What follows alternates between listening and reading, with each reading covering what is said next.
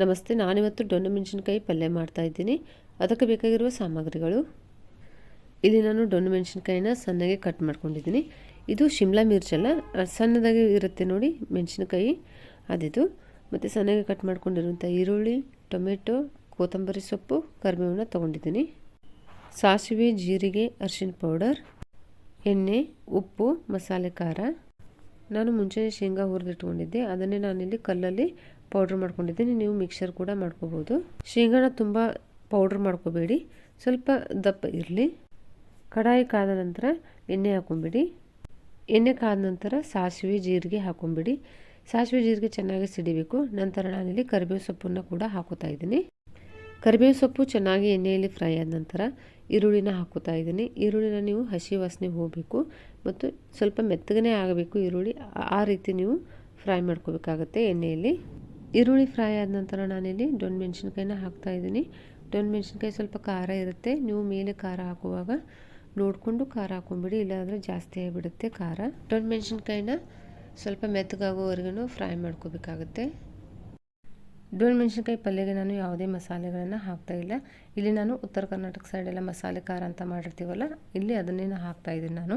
ನೀವು ಮಸಾಲೆ ಖಾರ ಇರಲಿಲ್ಲ ಅಂದರೆ ಶುಂಠಿ ಬೆಳ್ಳುಳ್ಳಿ ಪೇಸ್ಟ್, ಗರಂ ಮಸಾಲ, ಧನಿಯಾ ಪೌಡರ್, ಜೀರಾ ಪೌಡರ್, ಚಿಲ್ಲಿ ಪೌಡರ್ ಮತ್ತು ಬೇಕಿದ್ದರೆ ಸಬ್ಜಿ ಮಸಾಲ ಅಂತ ಸಿಗುತ್ತೆ, ಅದನ್ನು ಕೂಡ ನೀವು ಹಾಕ್ಬೋದು, ನಡೆಯುತ್ತೆ. ಡೊಣ್ಣೆ ಮೆಣಸಿನ್ಕಾಯಿ ಚೆನ್ನಾಗಿ ಫ್ರೈ ಆದಮೇಲೆ ಟೊಮೆಟೊ ಹಾಕೋತಾ ಇದ್ದೀನಿ. ಟೊಮೆಟೊನೂ ಕೂಡ ನೀವು ಪೂರ್ತಿಯಾಗಿ ಮೆತ್ತಗಾಗಬೇಕು, ಅಲ್ಲಿ ತನಕ ನೀವು ಫ್ರೈ ಮಾಡ್ಕೋಬೇಕಾಗತ್ತೆ. ಇನ್ನು ಯಾರೆಲ್ಲ ನನ್ನ ಚಾನಲ್ಗೆ ಸಬ್ಸ್ಕ್ರೈಬ್ ಮಾಡಿಲ್ವೋ ಪ್ಲೀಸ್ ನನ್ನ ಚಾನಲ್ಗೆ ಸಬ್ಸ್ಕ್ರೈಬ್ ಮಾಡಿ, ಲೈಕ್ ಮಾಡಿ, ಶೇರ್ ಮಾಡಿ. ಟೊಮೆಟೊ ಚೆನ್ನಾಗಿ ಫ್ರೈ ಆದ ನಂತರ ರುಚಿಗೆ ತಕ್ಕಷ್ಟು ಉಪ್ಪನ್ನು ಕೂಡ ಹಾಕ್ಕೊಂಡು ಚೆನ್ನಾಗಿ ಮಿಕ್ಸ್ ಮಾಡ್ಕೊಂಬಿಡಿ. ನಂತರ ಇದಕ್ಕೆ ಅರಿಶಿನ ಪೌಡರ್ ಸ್ವಲ್ಪ ಹಾಕಿ ಅದನ್ನು ಕೂಡ ಚೆನ್ನಾಗಿ ಮಿಕ್ಸ್ ಮಾಡ್ಕೊಂಬಿಡಿ. ಡೊಣ್ಣೆ ಮೆಣಸಿನ್ಕಾಯಿ ಪಲ್ಯಗೆ ನಾನು ಶೇಂಗಾ ಪೌಡ್ರ್ ಮಾತ್ರ ಹಾಕ್ತಾಯಿದ್ದೀನಿ, ಕೊಬ್ಬರಿ ಎಲ್ಲ ಏನೂ ಹಾಕ್ತಾಯಿಲ್ಲ.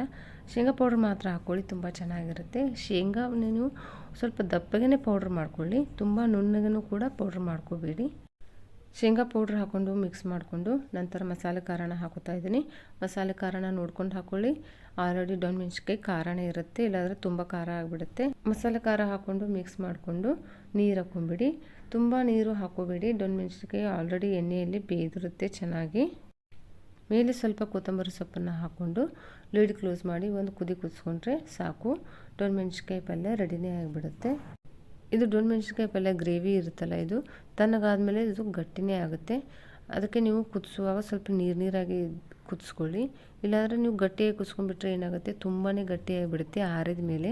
ಈಗ ಸ್ಟವ್ ಬಂದ್ ಮಾಡ್ಕೊಂಡ್ಬಿಡ್ತೀನಿ.